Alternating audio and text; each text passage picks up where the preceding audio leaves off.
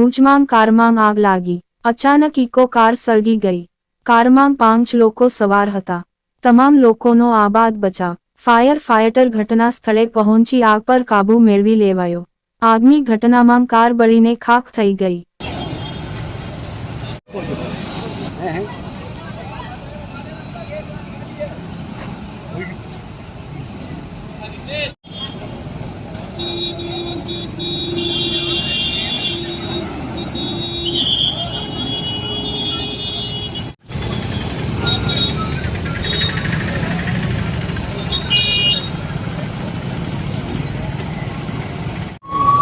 पड़िए दिलों में तो खड़ी मारो